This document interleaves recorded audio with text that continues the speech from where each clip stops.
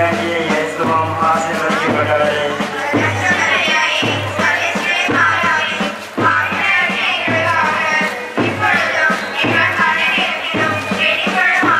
அருள் நிறைந்த மரியே வாழ்க, கர்த்தர் உம்முடனே, பெண்களுக்குள் ஆசீர்வதிக்கப்பட்டவர் நீரே. உம்முடைய திருவயிற்றின் கனியாகிய இயேசுவும் ஆசீர்வதிக்கப்பட்டவரே.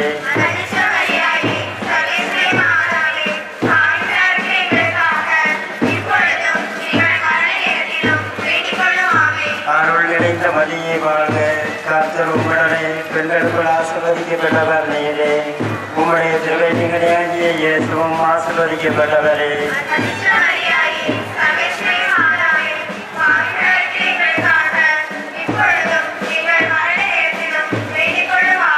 அருள் நிறைந்த மரியே வாழ்க, கர்த்தர் உம்முடனே, பெண்களுக்குள் ஆசீர்வதிக்கப்பட்டவர் நீரே.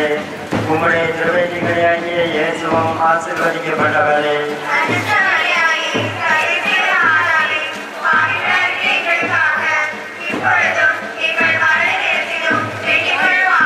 அருள் நிறைந்த மரியே வாழ்க, கர்த்தர் உம்முடனே, பெண்களுக்குள் ஆசீர்வதிக்கப்பட்டவர் நீரே. உம்முடைய திருவயிற்றின் கனியாகிய இயேசுவும் ஆசீர்வதிக்கப்பட்டவரே.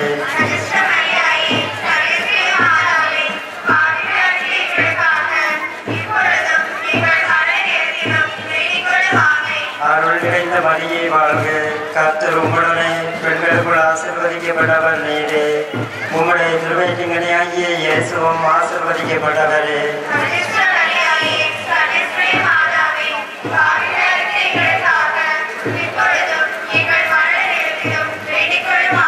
அருள் நிறைந்த மரியே வாழ்க, கர்த்தர் உம்முடனே, பெண்களுக்குள் ஆசீர்வதிக்கப்பட்டவர் நீரே. உம்முடைய திருவயிற்றின் கனியாகிய இயேசுவும் ஆசீர்வதிக்கப்பட்டவரே.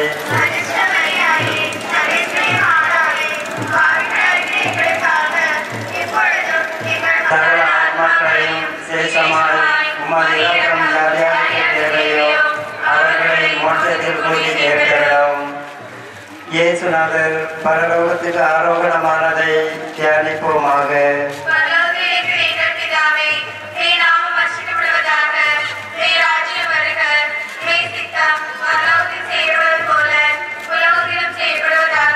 எங்கள் அன்பின் உணவை எங்களுக்கு இன்று அளித்தருளும்.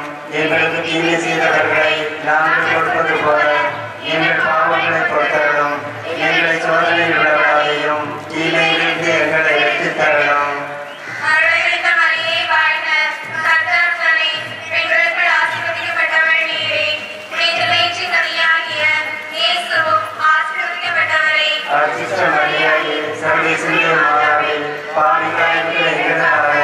இப்பொழுதும் எங்கள் மரண நேரத்திலும் வேண்டிக் கொள்ள. ஆமென்.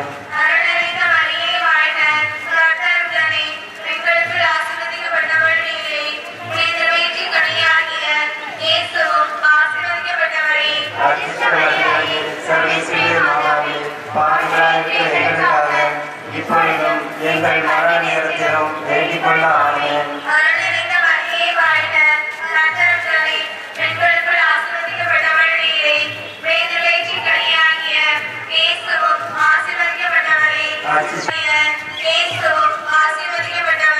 அர்ச்சிஷ்ட மரியாயே, சர்வேஸ்வரிய மாதாவே, பாவிகளாகிய எங்களுக்காக இப்பொழுதும் எங்கள் மரண நேரத்திலும் வேண்டிக் கொள்ள. ஆமென்.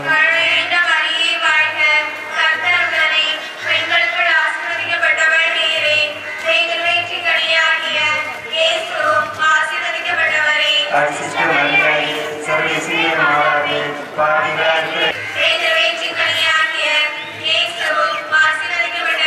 அர்ச்சிஷ்ட மரியாயே, சர்வேஸ்வரிய மாதாவே, பாவிகளாகிய எங்களுக்காக இப்பொழுதும் எங்கள் மரண நேரத்திலும் வேண்டிக் கொள்ள. ஆமென்.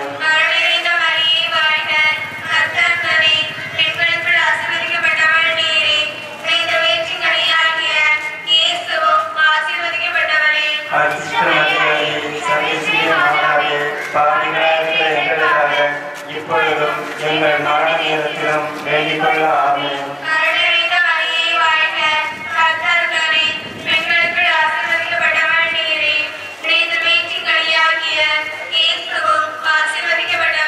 அர்ச்சிஷ்ட மரியாயே, சர்வேஸ்வரிய மாதாவே, பாவிகளாகிய எங்களுக்காக இப்பொழுதும் எங்கள் மரண நேரத்திலும் வேண்டிக் கொள்ள. ஆமென்.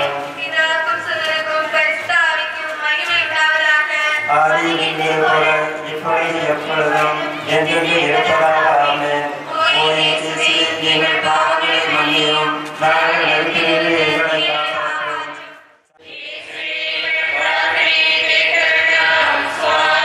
உலகத்தின் பாவங்களை போக்குகிற இறைவனின் செம்மறியாகிய இயேசுவே,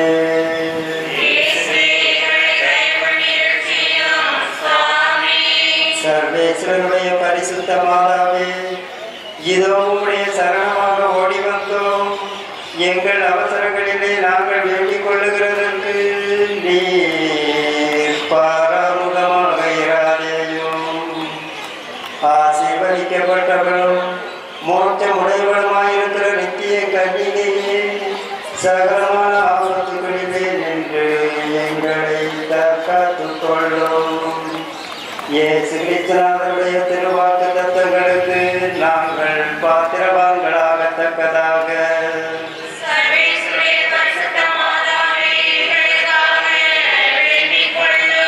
மன்றாடுவோமாக.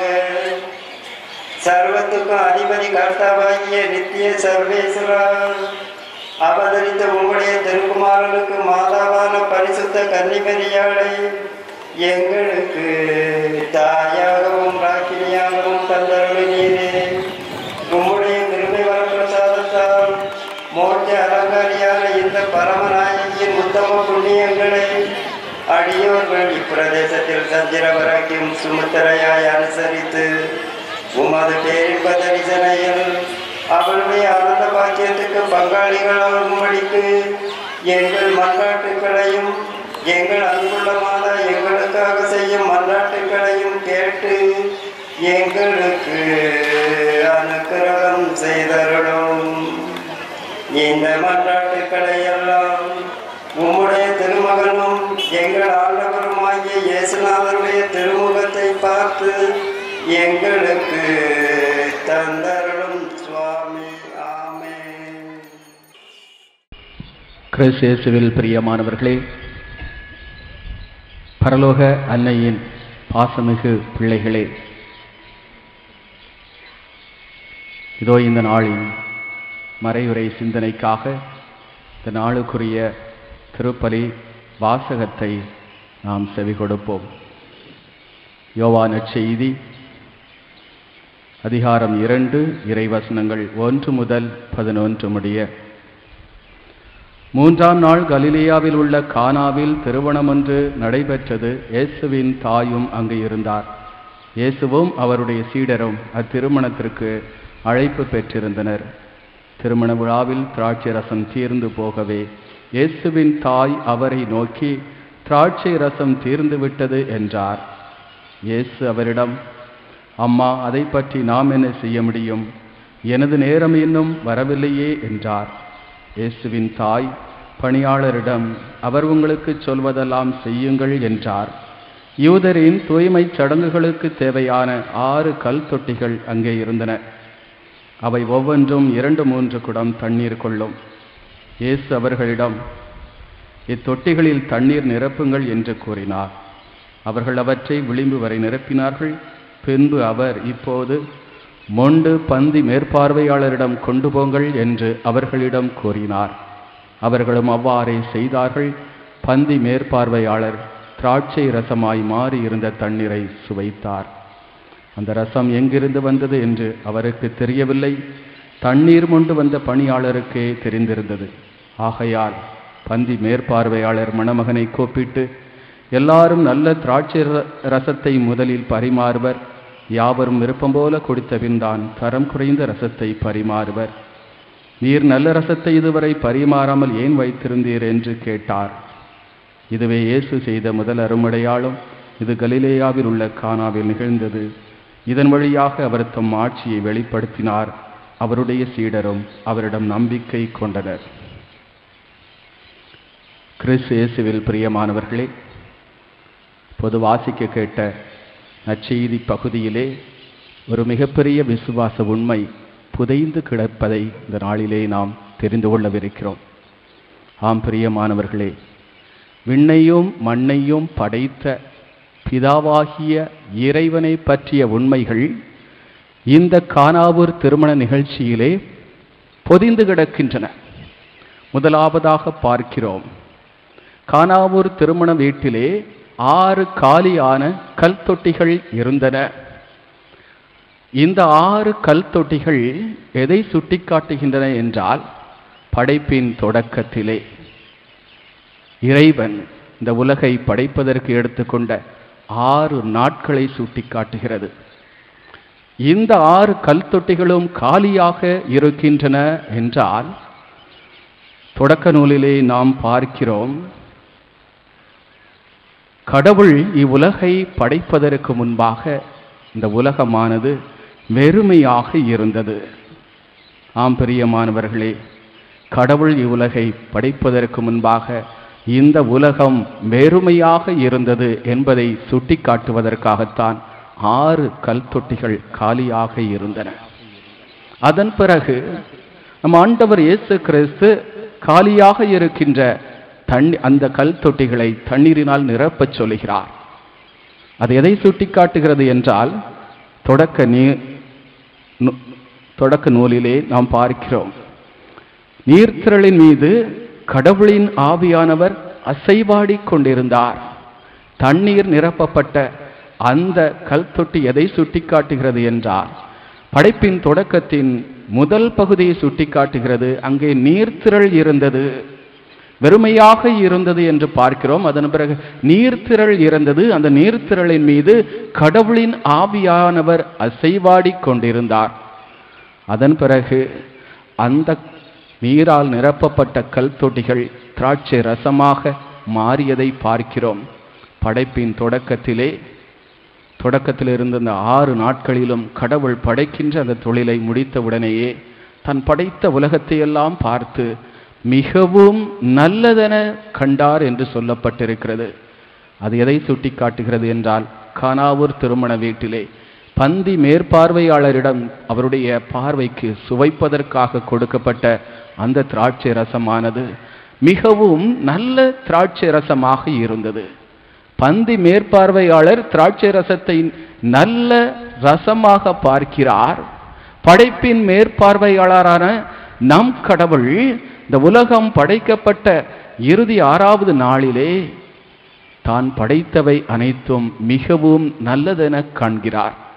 ஆம் பிரியமானவர்களே, அந்த இடத்திலே நம்முடைய ஆண்டவர் இயேசு கிறிஸ்து கானாவூர் திருமண வீட்டிலே இருக்கிறார். அப்படியானால் படைப்பின் தொடக்கத்திலே ஆண்டவர் இயேசு கிறிஸ்து இருந்தாரா என்கிற ஒரு கேள்வி நமக்குள்ளே எழலாம். படைக்கிற தொழிலை கடவுள் செய்தார், மூவொரு கடவுள் செய்தார். அவர் ஆழ்த்தன்மையில் பன்மையாக இருந்தாலும் கடவுள் தன்மையில் ஒருவராக இருந்தார். தந்தை, மகன், தூய ஆவி என 3 ஆட்களாக இருந்து படைப்பின் தொழிலை கடவுள் அங்கே மேற்கொள்கிறார். தந்தையாகிய கடவுள் இந்த உலகத்தை படைக்கின்ற இந்த வேளையிலே உண்டாகட்டும் உண்டாகட்டும் உண்டாகட்டும் என்கிற வார்த்தைகளை பயன்படுத்துகிறார். அப்படியானால் படைப்பின் தொடக்கத்திலிருந்தும் படைக்கின்ற வேளையிலும் கூட அங்கே நம் ஆண்டவர் இயேசு கிறிஸ்து வார்த்தையாகிய கடவுளாக நிற்கிறார். வார்த்தையாகிய கடவுளாக அங்கே நின்று கொண்டுதான் படைப்பின் தொழிலிலே ஈடுபடுகிறார். உண்டாகட்டும் என்கிற ஒரே வார்த்தையை கொண்டு தந்தையாகிய கடவுள் உலகத்தை உருவாக்கினார். படைக்கிற இந்த 6 நாட்களிலும் ஆண்டவர் இயேசு வார்த்தையாகிய இறைமகனும் தந்தையாகிய இறைவனும் தூய ஆவியானவராகிய துணையாளரும் 3 பேருமே இருந்து செயல்படுவதை நாம் இந்த நிகழ்ச்சியிலே பார்க்கிறோம். ஆம் பிரியமானவர்களே, கானாவூர் திருமணம் வீட்டில் அன்னை மரியாள் இருந்தார்கள் என்றால், படைப்பின் தொடக்கத்திலே அன்னை மரியாள் இருந்தார்களா அல்லது அன்னை மரியாளை பற்றி குறிப்பு ஏதாவது இருக்கிறதா என்று நமக்கும் சந்தேகம் வரலாம்.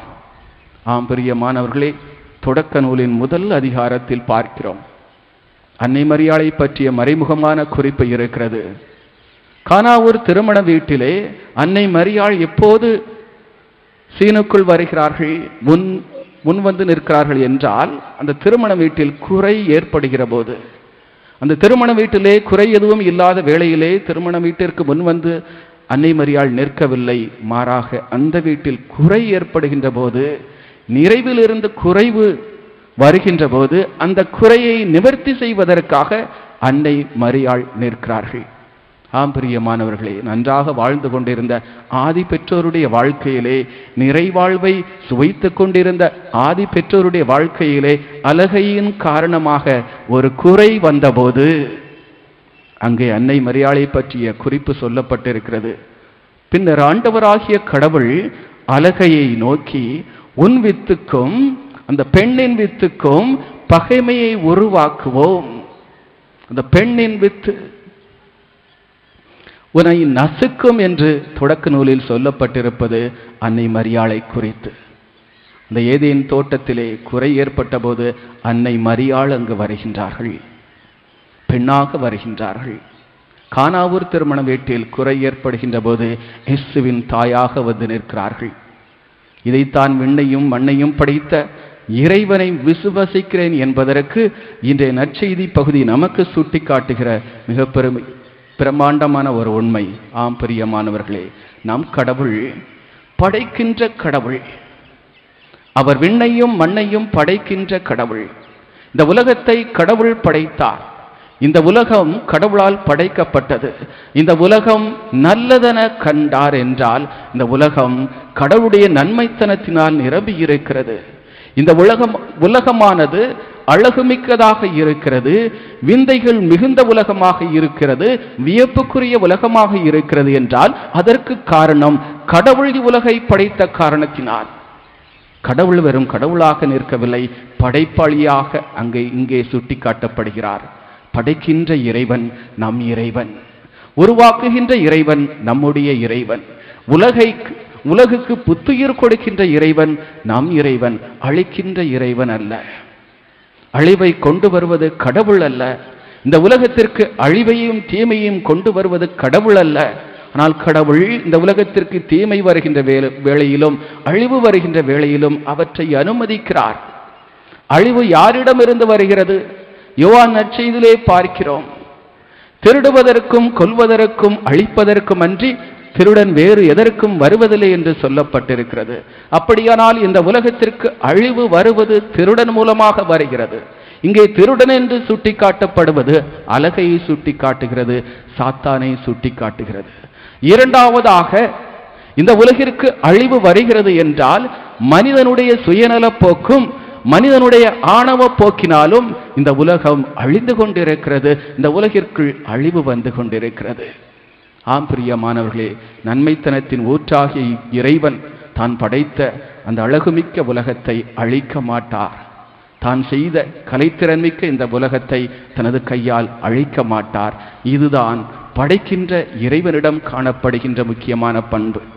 ஆம் பிரியமானவர்களே, அதற்கு அடுத்தபடியாக நம்முடைய ஆண்டவர் படைப்பாற்றலின் மூலமாக அவர் உழைக்கிற உழைப்பாளி, உழைக்கிற கடவுளாக இருக்கிறார். வேதத்திலே சொல்லப்பட்டிருக்கிறது, கடவுள் 6 நாட்களாக உழைத்து 7வது நாள் ஓய்வு பெற்றார்.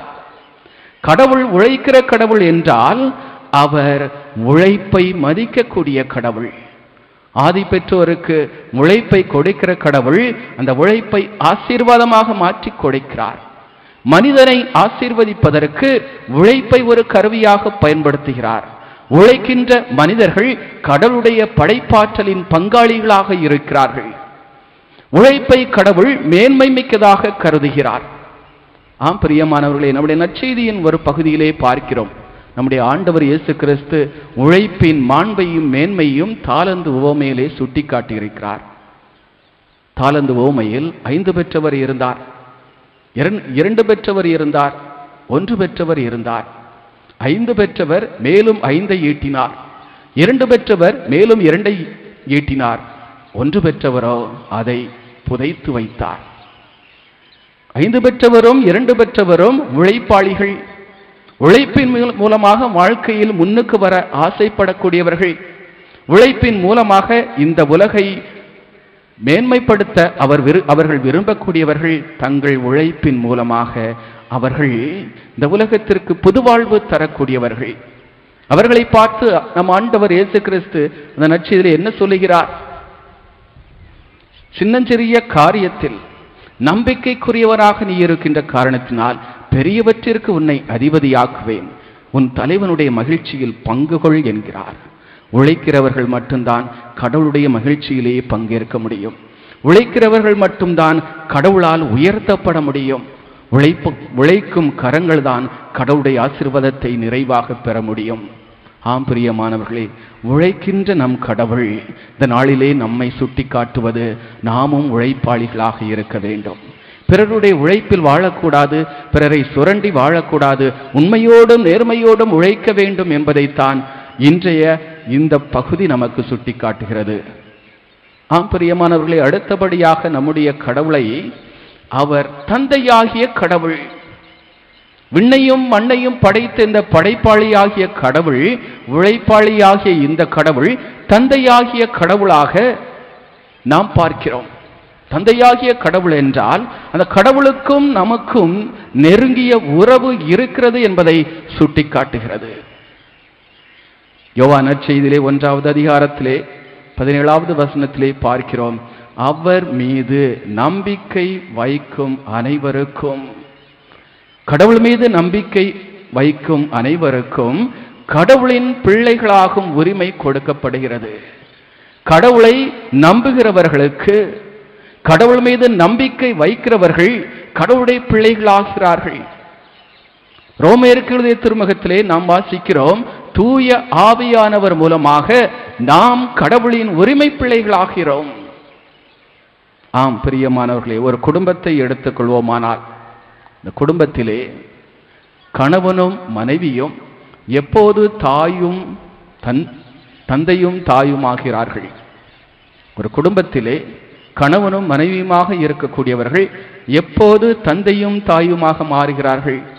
ஒரு குழந்தையை பெற்றெடுக்கிற வேளையிலே குழந்தை பிறந்தவுடனே நான் அப்பாவாகிவிட்டேன், நான் அம்மாவாகிவிட்டேன் என்று சொல்லுகிறார்களே, அதை போன்றுதான் வெறும் கடவுளாக இருந்தார். எப்போது மனிதனை அந்த கடவுள் படைத்தாரோ அப்போது மனிதனை படைத்த கடவுள் அப்பாவாகிவிட்டார். மனிதனுக்கு அவர் தந்தையாகிவிட்டார். மனிதனோடு உறவு கொள்வதற்காக வந்த அந்த கடவுள் மனிதனுக்கு தந்தையாக இருக்கிறார். ஆதி மனிதன் ஆதாமோடு உடன்படிக்கை செய்து கொண்ட கடவுள் தனது தந்தைக்குரிய அன்பை வெளிப்படுத்துகிறார். ஆபிரகாமோடு உடன்படிக்கை செய்து கொண்ட கடவுள் தனது தந்தைக்குரிய அன்பை ஆபிரகாமோடு வெளிப்படுத்துகிறார். சீனாய் மலையிலே மோசையோடும் இஸ்ராயல் மக்களோடும் உடன்படிக்கை செய்து கொண்ட கடவுள் தனது தந்தைக்குரிய அன்பை அங்கே புதுப்பித்துக் கொள்கிறார். தந்தைக்குரிய உடன்படிக்கையை புதுப்பித்துக் கொள்கிறார். நம் கடவுள் நமக்கு தந்தையாக இருக்கிறார். ஆம் அன்புக்குரியவர்களே, கடவுள் தந்தையாக இருக்கிறார் என்றால் எப்படிப்பட்ட ஒரு தந்தையாக இருக்கிறார் என்பதை நாம் பார்க்கிறோம். யோவான் நற்செய்தி 1 யோவான் 4வது அதிகாரம் 16வது வசனத்திலே கடவுள் அன்பான தந்தை. 1 யோவான் 4:16 கடவுள் அன்பான தந்தையாக இருக்கிறார். தந்தையாகிய கடவுள் அன்பை வெளிப்படுத்தக்கூடிய ஒரு தந்தையாக இருக்கிறாராம். விடுதலை பயண நூல் 34வது அதிகாரம் 6-7 வசனங்களிலே பார்க்கிறோம்.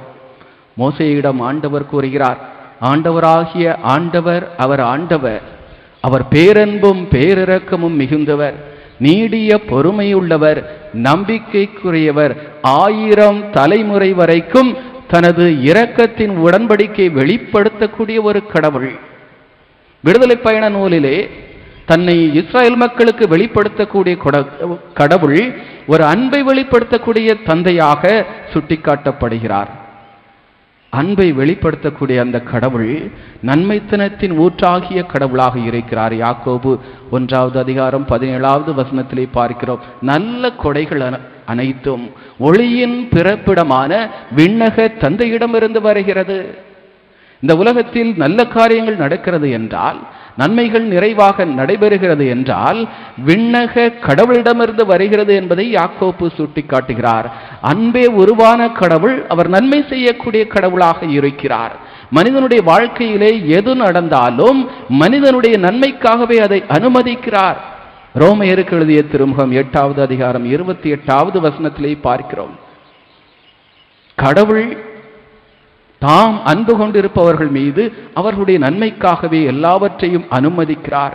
அவருடைய வாழ்க்கையிலே துன்பங்கள் வரலாம், வேதனைகள் வரலாம், நெருக்கடிகள் வரலாம், பாடுகள் வரலாம். இவையெல்லாம் நம்முடைய நன்மைக்காக கடவுள் அனுமதிக்கிறார். கடவுளிடமிருந்த நன்மையான காரியங்கள் வருகின்றன. கடவுள் தீமைக்கு காரணமானவர் அல்ல. தீமை அழகையிடமிருந்து வருகிறது, தீமை மனிதனுடைய சுயநல போக்கினால் வருகிறது. நன்மைத்தனத்தின் ஊற்றாகிய கடவுளை நற்செய்தி நூலிலே நம்முடைய ஆண்டவர் தெளிவாக சொல்லுகிறார். மத்திய 7வது அதிகாரம் 9 முதல் 11 வரை உள்ள வசனங்களிலே பார்க்கிறோம். தன் பிள்ளை அப்பம் கேட்டால் கல்லை கொடுக்கிற தகப்பன் கிடையாது, தன் பிள்ளை மீன் கேட்டால் தேளை கொடுக்கிற தகப்பன் கிடையாது. தீயோராகிய நீங்களே உங்கள் பிள்ளைகளுக்கு நற்கொடைகளை கொடுக்க அறிந்திருக்கிறீர்கள் என்றால், விண்ணக கடவுளாகிய தந்தை தமது பிள்ளைகளுக்கு தாங்கள் கேட்கிற எல்லா நற்கொடைகளையும் கொடுப்பதற்கு போதுமானவராக இருக்கிறார். நன்மைத்தனத்தின் ஊற்றாகிய கடவுள் பாரபட்சம் பார்க்கக்கூடிய கடவுள் அல்ல, ஆழ்வார்த்து செயல்படக்கூடிய கடவுள் அல்ல என்பதை திருத்தூதர் பணி 10வது அதிகாரம் 34வது வசனத்திலே ராயப்பர் மூலமாக நாம் தெரிந்து கொள்கிறோம். கடவுள் ஆழ்வார்த்து செயல்படக்கூடியவர் அல்ல. நற்செய்தி நூல் சொல்லுகிறது, நல்லோர் மீதும் தீயோர் மீதும் தமது கதிரவனை உதிக்கச் செய்கிறார், நேர்மையாளர்கள் மீதும் நேர்மையற்றோர் மீதும் தமது மழையை பெய்யச் செய்கிறார், பொழியச் செய்கிறார். கடவுள் நல்லோர் தீயோர் என்று பாகுபாடு பார்ப்பதில்லை. மனிதனை அவனுடைய குறைகளோடும் நிறைகளோடும் அன்பு செய்யக்கூடிய கடவுள். கடவுளுடைய அன்பு நிபந்தனைக்கு உட்பட்ட அன்பு அல்ல, நிபந்தனையை கடந்து இருக்கக்கூடிய கடவுள், அன்கண்டிஷனல் லவ். கடவுளுடைய அன்பு அளவிட முடியாத அன்பு. இந்த உலகத்திலே உள்ள தகப்பன்மார்களை பார்க்கலாம். தங்கள் பிள்ளைகள் மீது அவர்கள் அன்பு வைத்திருக்கிறார்கள் என்றால் அதில் சுயநலப்போக்கு மறைமுகமாக இருக்கும். பிள்ளைகளை பார்த்து சொல்லுவார்கள், அடுத்து வருகிற காலாண்டு தேர்விலே நீ ஃபர்ஸ்ட் ரேங்க் எடுத்தாய் என்றால் நான் உனக்கு சைக்கிள் வாங்கி தருவேன் என்று உலகத்தின் தந்தையர் சொல்லுவார்கள்.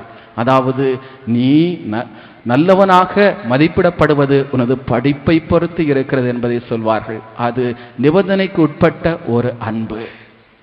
அல்லது நீ நல்ல பிள்ளையாக நான் சொல்லுகிற பேச்சை கேட்பாயானால் நான் வெளியூருக்கு சென்று வருகின்ற போது உனக்கு இன்னென்ன பொருட்களை பரிசாக வாங்கி வருவேன் என்று தந்தை சொல்லுவார்.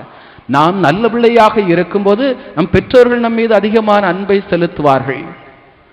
நாம் நல்ல முறையில் படிக்கிற பிள்ளைகளாக இருக்கிற போது அல்லது பெற்றோர்களுடைய எதிர்பார்ப்பை நிறைவேற்றக்கூடிய பிள்ளைகளாக இருக்கின்ற போது நமது தந்தை நம் மீது பாசத்தை பொழிவார். இந்த உலகத்தின் தந்தையர்களுடைய அன்பு நிபந்தனைக்கு உட்பட்டது. ஆனால் விண்ணக கடவுளுடைய அன்பு நிபந்தனையை கடந்து இருக்கக்கூடியது, அளவு கடந்த அன்பு. நாம் நல்லோராக இருந்தாலும் தீயோராக இருந்தாலும் ஆண்டவர் நாம் இருக்கிற நிலையிலேயே நம்மை அன்பு செய்யக்கூடிய ஒரு தந்தையாக இருக்கிறார். அடுத்தபடியாக கடவுளுடைய பண்பை பார்க்கின்ற போது நிறை வாழ்வு தருகின்ற தந்தை.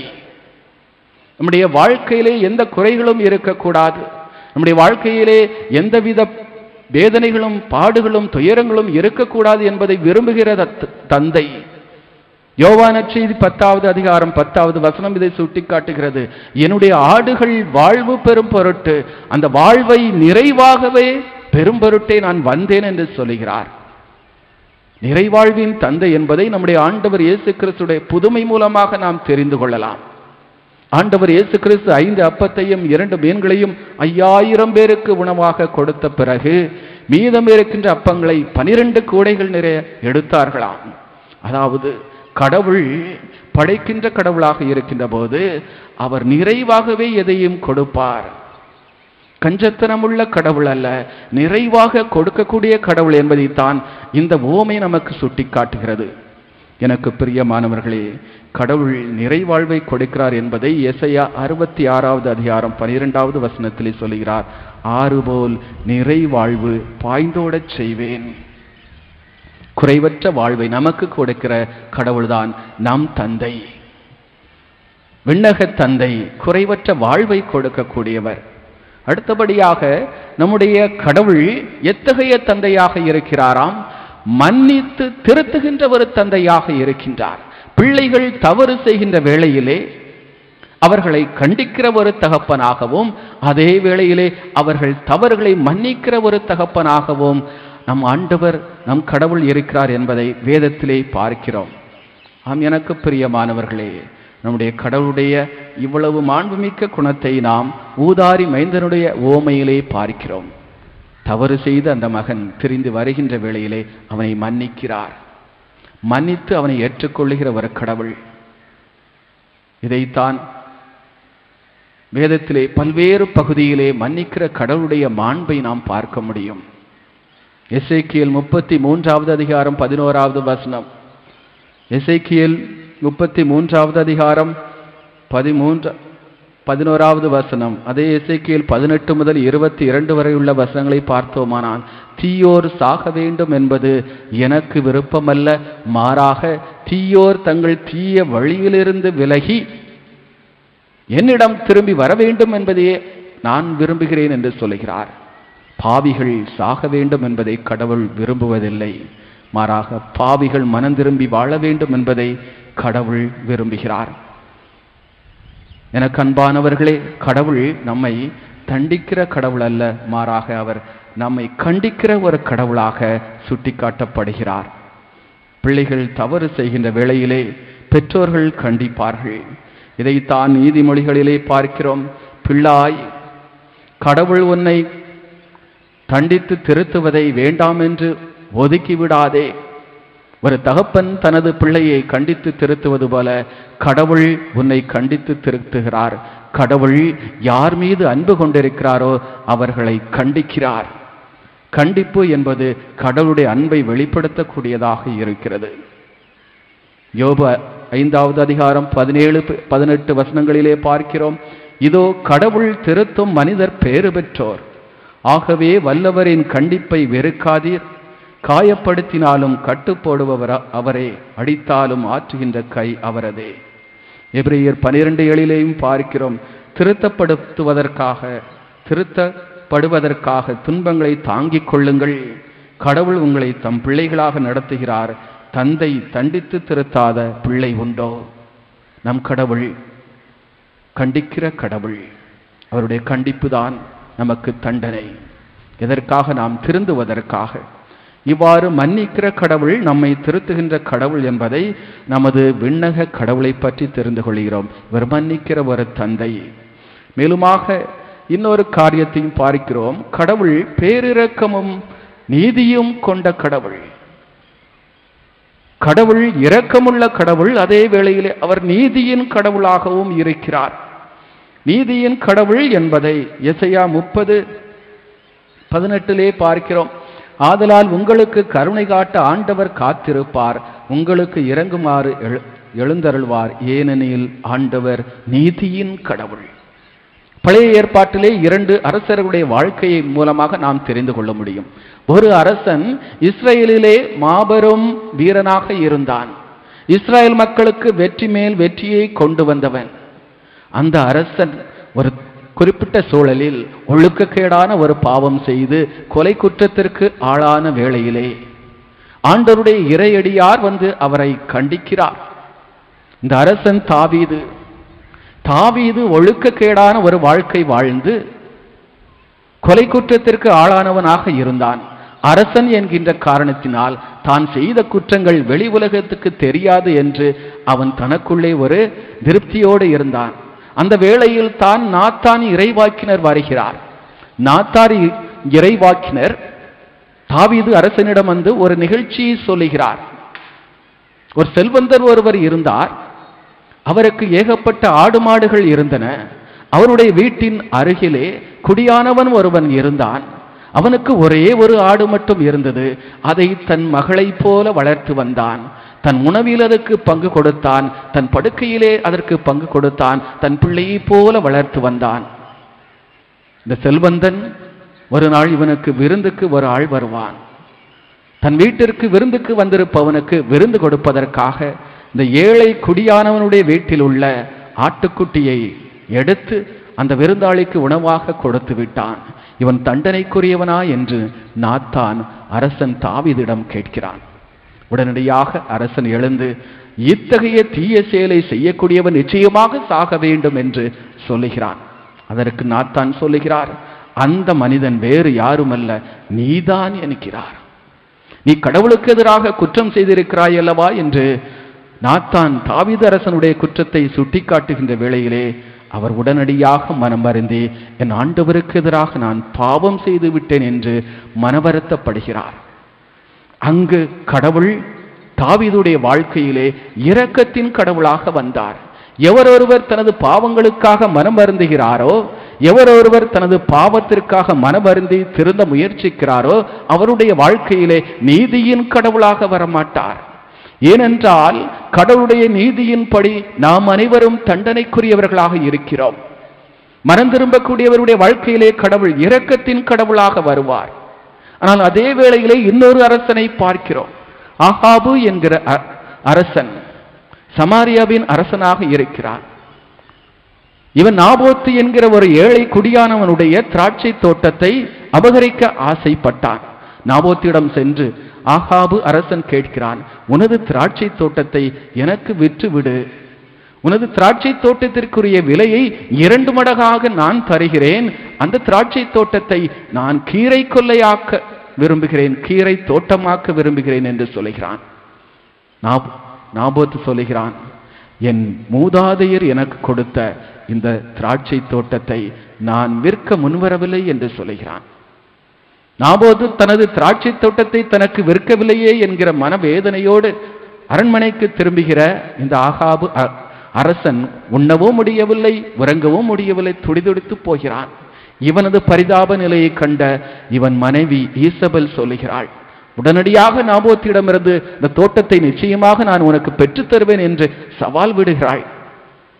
நாபோத்துக்கு எதிராக பொய்க்குற்றம் சாட்டி கடவுளுக்கு எதிராகவும் அரசருக்கு எதிராகவும் பழித்து பேசியிருக்கிறான் நாபோத்து என்று கூறி நாபோத்தை கல்லால் எறிந்து கொல்வதற்கு கட்டளையிடுகிறான் அரசன்.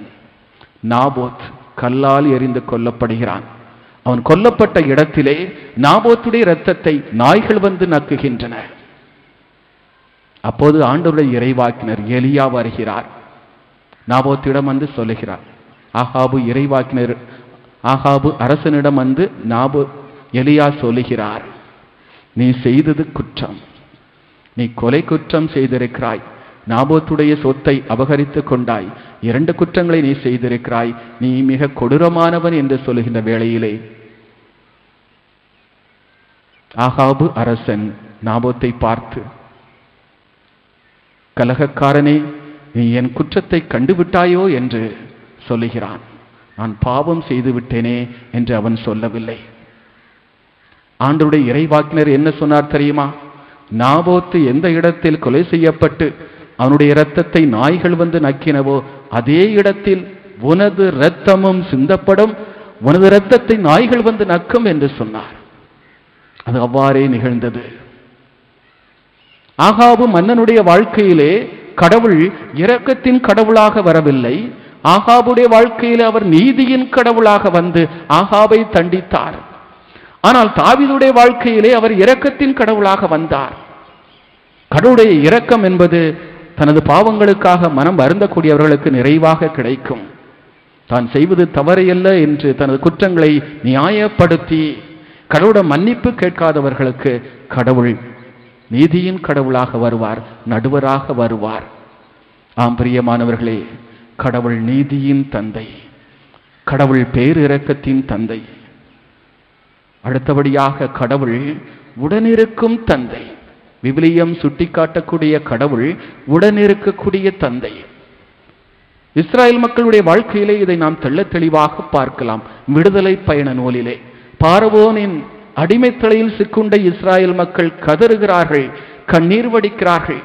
தங்கள் இழிநிலையிலிருந்து தங்களுக்கு விடுதலை கொடுப்பதற்கு யாருமே இல்லையே என்று அங்கலாய்த்துக் கொண்டிருக்கிற வேளையிலே விடுதலை பயணம் 3:8 பார்க்கிறோம். எகிப்திலே என்னுடைய மக்கள் படும் துன்பத்தை கண்டேனே, அடிமை வேலை வாங்கும் அதிகாரிகளை முன்னிட்டு அவர்களுடைய கூக்குரலை நான் கேட்டேன், என் செவிகளால் கேட்டேன். என் மக்களை மீட்பதற்காக, என் மக்களின் துன்பத்திலிருந்து அவர்களுக்கு விடுதலை கொடுப்பதற்காக இப்போதே நான் இறங்கி வருகிறேன் என்று சொல்லுகிறார். விவிலியம் சுட்டிக்காட்டக்கூடிய கடவுள், கிறிஸ்தவத்தின் கடவுள், மனிதனுடைய துன்பத்திலே கலந்திருக்கக்கூடிய கடவுள், மனிதனுடைய வாழ்க்கையோடு உடனிருக்கக்கூடிய கடவுள். இந்த உடன் இருக்கக்கூடிய கடவுள் எட்டாத தூரத்தில் இருந்து மனிதனுடைய வாழ்க்கை வேடிக்கை பார்க்கக்கூடியவர் அல்ல. மனிதன் துன்பத்திலும் வேதனையிலும் இருக்கின்ற வேளையிலே உனக்கு இதுவும் வேண்டும், இதுக்கு மேலேயும் வேண்டும் என்று அவர் தூரத்தில் இருந்து ஏளனம் செய்யக்கூடிய கடவுள் அல்ல. மனிதனின் துன்பத்தில் கலந்திருக்கக்கூடிய கடவுள், மனிதனோடு உடன் இருக்கக்கூடிய கடவுள். பாலை நிலத்திலே இஸ்ராயேல் மக்கள் பயணம் செய்கின்ற வேளையிலே அவர்களோடு உடனிருக்கும் கடவுளாக பயணம் செய்தார். பகலிலே மேகத்தூணாகவும் இரவிலே அக்னி ஸ்தம்பமாகவும் அவர்களோடு பயணம் செய்தார் என்பதை விடுதலை பயண நூலிலே நாம் வாசித்து பார்க்கிறோம். பிரியமானவர்களே, நம் கடவுள் நம்மோடு இருக்கக்கூடிய கடவுள். நம் கடவுள் இம்மானுவேலாக இருக்கிறார். நற்செய்தி நூலிலே நம்முடைய ஆண்டவர் தெளிவாக சொல்ல இருக்கிறார், உலகம் முடியும் வரை எந்நாளும் உங்களோடு இருக்கிறேன் என்று சொல்ல இருக்கிறார். அந்த கடவுள் இன்றும் இருக்கிறார். கடவுள் நம்மோடு உடன் இருக்கக்கூடிய கடவுளாக இருக்கின்றார். இறை வார்த்தை மூலமாக நம்மோடு இருக்கிறார். திருச்சபையிலே நம்மோடு இருக்கிறார். நற்கருணை கொண்டாட்டத்திலே நம்மோடு இருக்கிறார். திருப்பணியாளர்களிலே கடவுள் நம்மோடு இருக்கிறார். நம்மோடு இருக்கக்கூடிய கடவுள் தான் உடன் இருக்கக்கூடிய தந்தையாக இருக்கிறார். தொலைதூரத்தில் இருக்கக்கூடிய கடவுள் அல்ல. நம் வாழ்க்கையில் சங்கமிக்கக்கூடிய கடவுள், நம் வாழ்க்கையிலே கலந்திருக்கக்கூடிய ஒரு கடவுள். இத்தகைய கடவுளைத்தான் இன்றைக்கு நாம் விசுவசிக்கிறோம். இத்தகைய கடவுள்தான் விண்ணையும் மண்ணையும் படைத்த படைப்பாளியாக இருக்கிறார். இத்தகைய கடவுள்தான் நமக்கு தந்தையாக இருக்கிறார். இத்தகைய தந்தையை கொண்டிருக்கக்கூடிய நாம் எதற்கும் அஞ்ச வேண்டிய அவசியமில்லை. கடவுள் நம் சார்பில் இருக்கும்போது நமக்கு எதிராக யார் என்ன செய்ய முடியும்? கடவுள் நம்மோடு இருக்கும்போது நமக்கு எதிராக யார் என்ன செய்ய முடியும்? இதைத்தான் வேதம் சுட்டி காட்டுகிறது. கடவுளை விசுவசிக்கிற நாம் கடவுளுடைய அன்பை உணர்ந்து கொள்வோம், கடவுளுடைய இரக்கத்தை உணர்ந்து கொள்வோம், கடவுளுடைய நீதியை உணர்ந்து கொள்வோம், கடவுளுடைய உடனிருப்பை உணர்ந்து கொள்வோம். அந்த கடவுளுடைய அன்பையும் நீதியையும் இரக்கத்தையும் நேர்மையையும் உழைப்பையும் நம்முடைய வாழ்க்கையிலே நாம் பிரதிபலிக்க வேண்டும். பிரியமானவர்களே, மீட்பின் வரலாற்றிலே நாம் 4 பகுதிகளை காண முடியும். மீட்பின் வரலாறு படைப்பு. மீட்பின் வரலாற்றின் இரண்டாவது பகுதி மனுவுரு எடுத்தல். மீட்பின் வரலாற்றின் 3வது பகுதி மீட்டல்.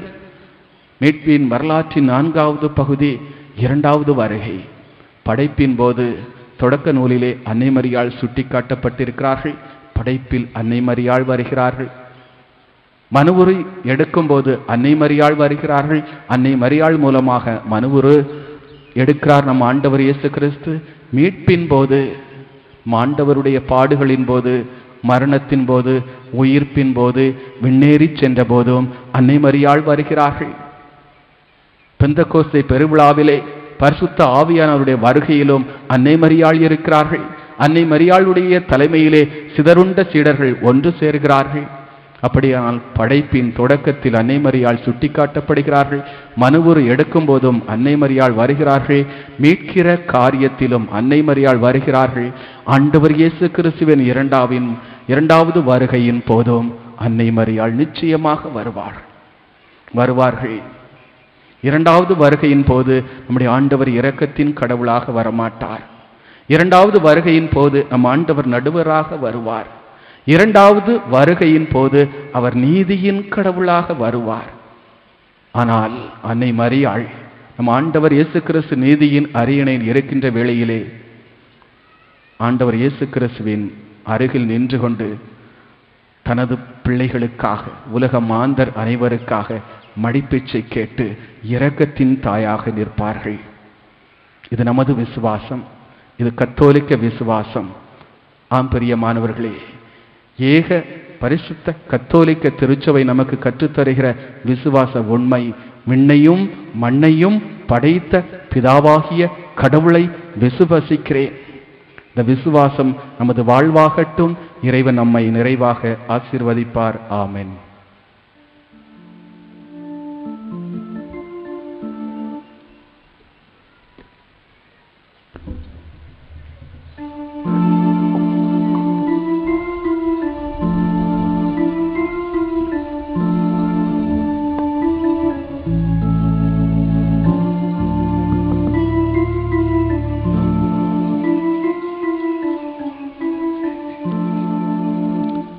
எங்களுக்கு பாதுகாவலும் துணையுமாயிருக்கிற பரிசுத்த பரலோக மாதாவே, எங்களுக்காக இயேசுவை மன்றாடும். எங்களுக்கு பாதுகாவலும் துணையுமாயிருக்கிற பரிசுத்த பரலோக மாதாவே, எங்களுக்காக இயேசுவை மன்றாடும். எங்களுக்கு பாதுகாவலும் துணையுமாய் இருக்கிற பரிசுத்த பரலோக மாதாவே, எங்கள் ஊர் செழித்தோங்கி முன்னேற்றமடையும்படியாக இயேசுவை மன்றாடும். எங்களுக்கு பாதுகாவலும் துணையுமாயிருக்கிற பரிசுத்த பரலோக மாதாவே, எங்கள் ஊரில் தோங்கி முன்னேற்றமடையும்படியாக இயேசுவை மன்றாடும். எங்களுக்கு பாதுகாவலும் துணையுமாயிருக்கிற பரிசுத்த பரலோக மாதாவே, எங்கள் ஊரில் கிறிஸ்டின் சமாதானம் நிலவும்படியாக இயேசுவை மன்றாடும். எங்களுக்கு பாதுகாவலும் துணையுமாயிருக்கிற பரிசுத்த பரலோக மாதாவே, எங்கள் ஊரில் கிறிஸ்துவின் சமாதானம் நிலவும்படியாக இயேசுவை மன்றாடும்.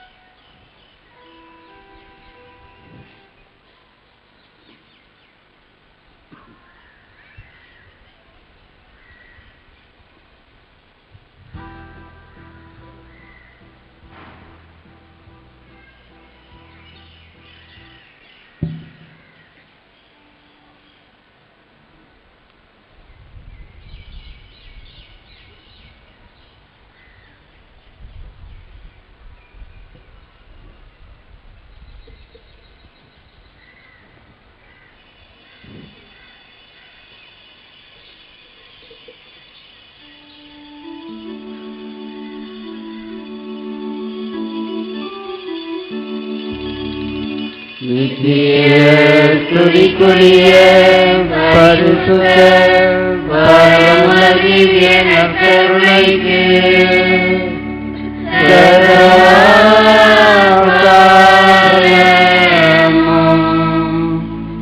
ஆராதனையும் துதியும் ஸ்தோத்திரம் நமஸ்காரமும் உண்டாக கடவது.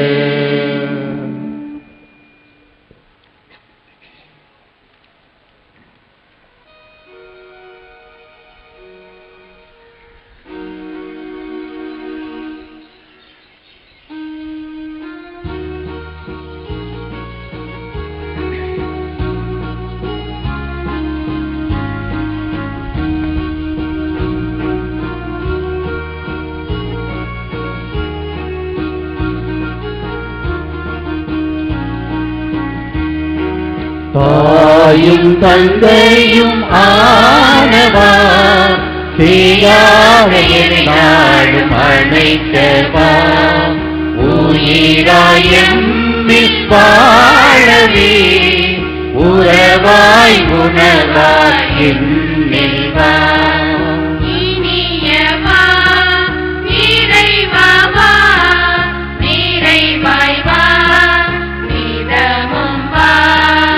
இனியவா இறைவாவா நீரைவாய் வா நீதமும் வா.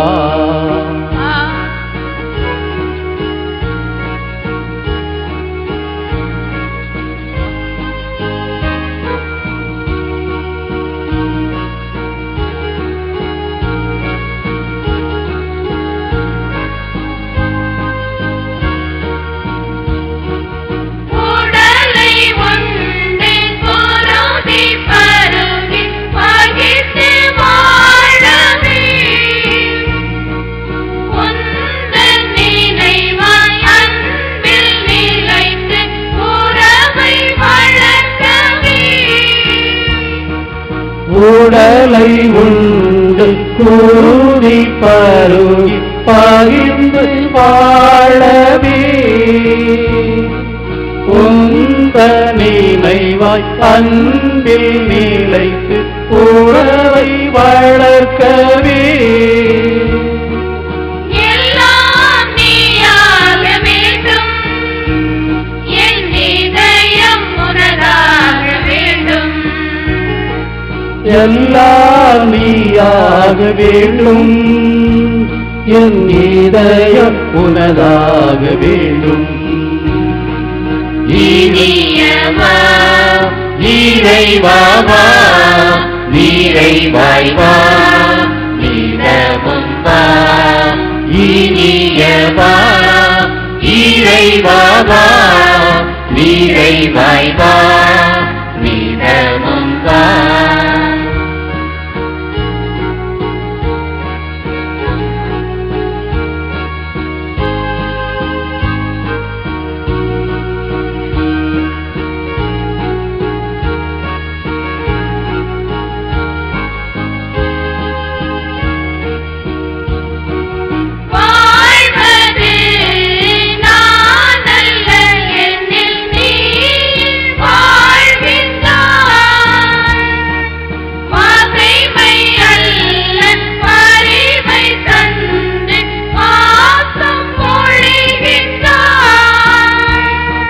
வாழ்வது நானல்ல என்னில் நீயே வாழ்கின்றாய். பகைமை அல்ல பரிவை தந்து பாசம் பொழிகின்றாய். தாயாய் நீ மாற வேண்டும், என் உள்ளம் நிறைவாக வேண்டும். தாயாய் நீ மாற வேண்டும், என் உள்ளம் நிறைவாக வேண்டும். இனியவா இறைவாவா நிறைவாய் வா நிலவும் வா. இனியவா இறைவாவா நிறைவாய் வா நிலவும் வா.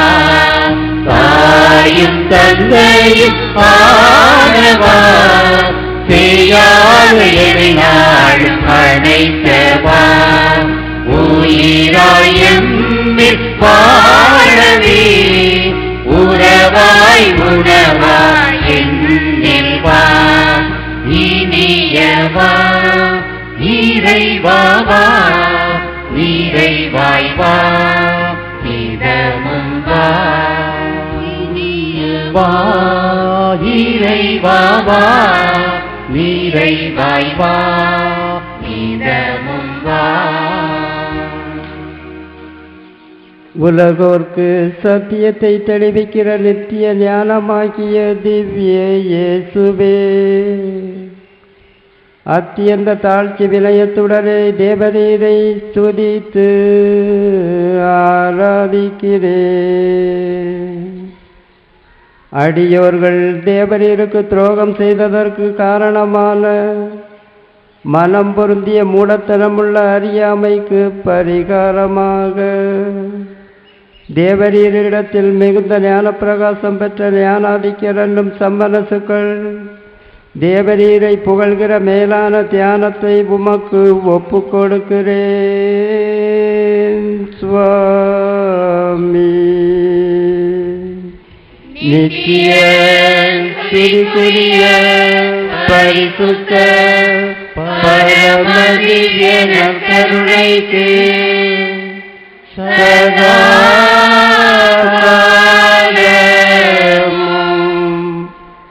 ஆராதனையும் துதியும் ஸ்தோத்திரம் நமஸ்காரமும்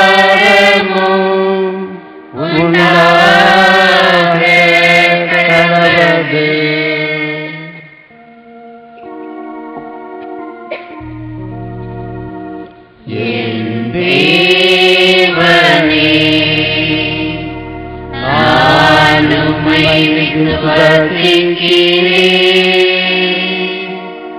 நான்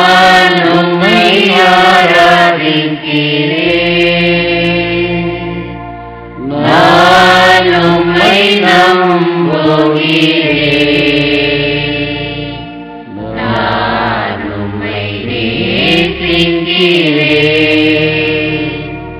உம்மை விசுவாசியாதவர்க்காகவும் உம்மை ஆராதியாதவர்க்காகவும்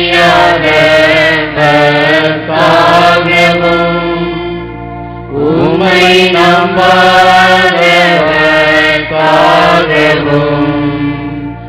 உம்மை நேசியாதவர்க்காகவும் உமது மன்னிப்பை கேட்கிறேன்.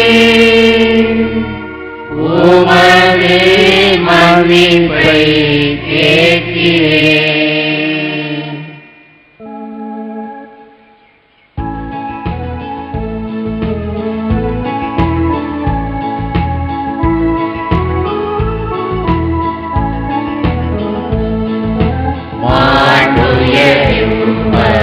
அனுமானத்தை தாழ்வு பணிந்து ஆராதிப்போம். பழைய நியம முறைகள் அனைத்தும் இனி மறைந்து முடிவு பெறுவர். புதிய நியம முறைகள் வருக. புலன்களாலே மனிதனிதனை அறிய இயலாத குறையை நீக்க விசுவாசத்தின் உதவி பெறுவர்.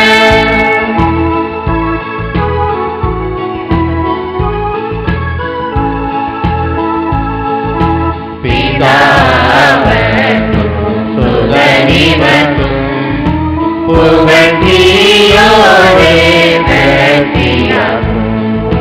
மீட்பின் பெருமை மகிமையோடு வலிமை வாழ்த்தியாவுமாக இருவரிடமாய் வருகின்றவராம் தூய ஆவியானவர்க்கும் அளவில்லாத பரம புகழ்ச்சி என்றுமே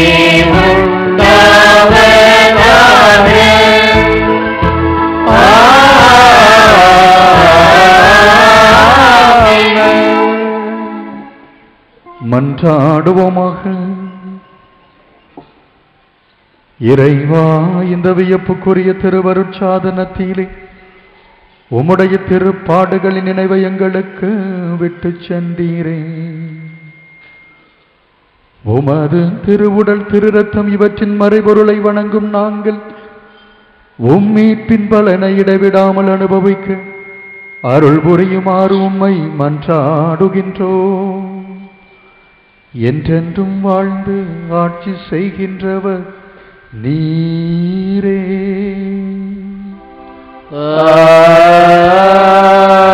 ஆமென்.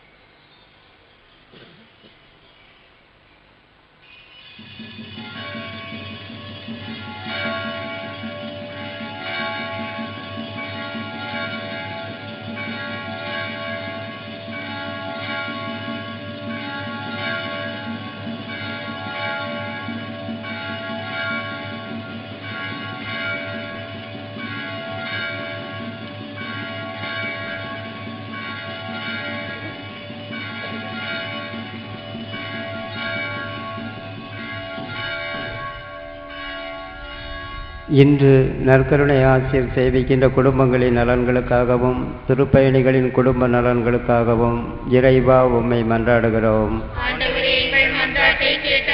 பரலோகத்தில் இருக்கிற எங்கள் பிதாவே, உம்முடைய நாமம் அர்ச்சிக்கப்படுவதாக. உம்முடைய ராஜ்யம் வருக. உம்முடைய சித்தம் பரலோகத்தில் செய்யப்படுவது போல பூலோகத்திலும் செய்யப்படுவதாக.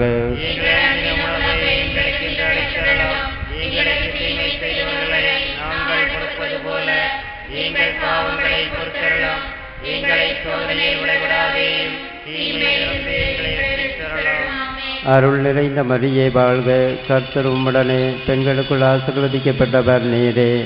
உம்முடைய திருவயிற்றிங்கனியாகிய இயேசுவும் ஆசீர்வதிக்கப்பட்டவரே.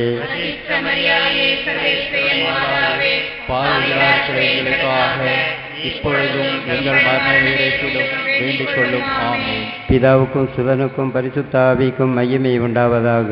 ஆதியிலே போல இப்பொழுதும் எப்பொழுதும் என்றென்றும் இருப்பதாக. ஆமென்.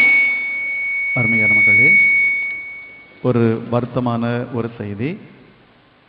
நமது பங்கில் கடந்த 5 ஆண்டுகளாக பணியாற்றிய அருத்தந்தை பன்னீர்செல்வமடிகளாருடைய தந்தை அவர்கள் இன்று இறைபதம் அடைந்திருக்கிறார்கள். அன்னாரது நல்லடக்கமானது நாளை மதியம் 3 மணிக்கு நடைபெறும். எனவே தந்தை பன்னீர்செல்வமடிகளுடைய தந்தையின் இறுதிச் சடங்கில் நாம் கலந்து கொள்ள வேண்டும். சபைகளாகவோ அல்லது அமைப்புகளாகவோ தனிப்பட்ட நபர்களாகவோ இணைந்து அந்த இறுதிச் சடங்கிலே கலந்து கொள்ள வேண்டியது நமது கடமை. எனவே யாராவது செல்ல விரும்பினர் என்றால் உங்களுக்கு வாகனமானது ஏற்பாடு செய்தப்படும். எனவே செல்ல விரும்புகின்றவர்கள் உங்களது பெயர்களை துணை தந்தையிடம் பதிவு செய்து கொள்ளுமாறு கேட்டுக்கொள்கின்றோம். நாளை மாலை 3 மணிக்கு தருவை குளத்தில் வைத்து, அதாவது இங்கிருந்து 3 மணி நேரம் பிரயாணம் இருக்கும், தருவை குளத்தில் வைத்து மாலை 3 மணிக்கு அவர் நல்லடக்கமானது நடைபெறும். கேள்விக்கு ரெடி, பதிலுக்கு ரெடியா? கேட்கலாமா? கேட்டலாமா? சரி, ரெடியா இருங்க. இங்கே எல்லாம் குத்தச்சாச்சு ஓடி வர்றதுக்கு ரெடியா இருங்க. வானம் தட்டி கீழே விழுந்துறாங்க. இந்த உலகத்தில் ஒருத்தரை ஒருத்தர் மகிழ்ச்சிப்படுத்த வேண்டும் என்பது ஆசை. ஒருவரை ஒருவர் எந்த விதத்திலாவது மகிழ்ச்சிப்படுத்த வேண்டும் என்று விரும்புகின்றான். ஒரு பையன், தெரிஞ்ச ஜோக்கு தான், ஒரு பையன் நேராக அம்மாட்ட ஓடியிருந்தான் ஸ்கூல்ல இருந்து. அம்மா, வாடா மகனே, என்ன மகனே இவ்வளோ ஆசையாக ஆர்வம் ஓடிடுறான்னு கேட்டாங்க. அம்மா, நான் பரீட்சையில் பாஸ் பண்ணா நீ எனக்கு என்ன வாங்கி தருவா? நான் பரீட்சையில் பாஸ் பண்ணா நீ எனக்கு என்ன வாங்கி தருவா? அவள் சொன்னா, பாசமாக பக்கத்தை கூப்பிட்டு அணைச்சி வச்சுக்கிட்டு, மக்களே நீ என்ன கேட்டாலும் தருவேன். பைக் வேணுமா பைக் தரேன், செல் வேணுமா செல் தரேன், என்ன வேணுமோ, கம்ப்யூட்டர் வேணுமா கம்ப்யூட்டர் வாங்கி தரேன், எல்லாம் வாங்கி தர மக்களே, நீ பரீட்சையில் பாஸ் பண்ணிட்டேன்னா எல்லாம் வாங்கி தருவேன். அவன் சொன்னானா, அம்மா உனக்கு செலவு வைக்கக்கூடாதுன்னு சொல்லி தான் நான் பரீட்சையில் ஃபெயில் ஆகிட்டேன் அப்படின்னா. உனக்கு செலவு வைக்கக்கூடாதுன்னு சொல்லி நான் பரீட்சையில் ஃபெயில் ஆகிட்டேன். நல்ல பையன். இன்னைக்கு ஒருத்தரை ஒருத்தர் மகிழ்ச்சிப்படுத்த வேண்டும். திருநாள் நாட்கள் பார்த்தோம்னா கணவன் மனைவியை, பிள்ளைகள் பெற்றோரை, பெற்றோர் பிள்ளைகளை, உறவுகள் நண்பர்களை என்று சொல்லி பல விதங்களிலே மகிழ்ச்சியை நாம் அனுபவித்துக் கொண்டிருக்கின்றோம், மகிழ்ச்சிப்படுத்திக் கொண்டிருக்கின்றோம். ஆனால் கடவுளை மகிழ்ச்சிப்படுத்துவது எது?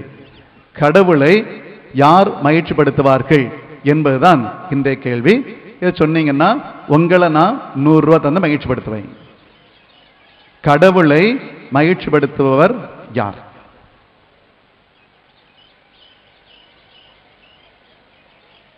தைரியமாங்க மக்களே, தப்பு இல்லை. ஏன் இவளை சின்ன குழந்தைகள், சின்ன குழந்தைகள். நல்ல பதிலாங்க. அம்மா அப்பாவை மகிழ்ச்சிப்படுத்து, கடவுளை மகிழ்ச்சிப்படுத்தாது. தப்பு.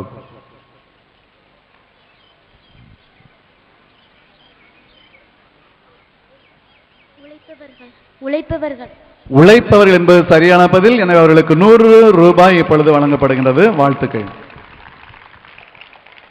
அருமையர் மக்களே, ஒரு சில அறிவிப்புகள். நாளைய தினம், அதாவது உறுதிப்பூசல் குழந்தைகளுக்கு கருத்தரங்கு நடைபெறும் என்று சொல்லியிருந்தோம். அது கருத்தரங்கு நடைபெறாது. காரணம், பள்ளி விடுமுறைகள் இல்லை. அரசாங்க விடுமுறை 8 மற்றும் 9 தேதிகளில் இல்லை என்று அறிவிக்கப்பட்டிருக்கின்றது. எனவே அந்த கருத்தரங்கு பின்னால் ஒரு நாள் அவர்களுக்கு வைக்கப்படும். அடுத்ததாக அருமையானவர்களே, இன்று நமக்கு நற்கருணை ஆசிரியர் வழங்கிய அருட்தந்தையர்களுக்கு நாம் மனமார்ந்த நன்றியை தெரிவித்துக் கொள்ள கடமைப்பட்டிருக்கின்றோம். அருட்தந்தை பெஸ்கி, அருட்தந்தை கிளைட்டன், அருட்தந்தை செல்வரத்னம் அவர்கள் அனைவருக்கும் நம் அனைவரின் சார்பாக மனமார்ந்த நன்றியை நமக்கு கரவோசை எழுப்பி தெரிவித்துக் கொள்வோம். அத்தோடு இன்று நடத்தப்படுகின்ற அந்த போட்டிகளிலே தங்களது பங்கிலிருந்து குழந்தைகள் அழைத்து வந்திருக்கிற அருட்தந்தையர்கள் வள்ளியூர் மற்றும் பெருமணலிலிருந்து வந்திருக்கக்கூடிய கிஷோர் மற்றும் ஸ்டாலின் ஃபாதர் அவர்களும் வர இருந்திருக்கிறார்கள். எனவே அவர்களுக்கும் இன்னும் பலர் வந்திருக்கலாம். வந்திருக்கிற தந்தையர்கள் அனைவருக்கும் நமது கரவொலி எழுப்பி நம்ம நன்றினை தெரிவித்துக் கொள்வோம். நன்றி.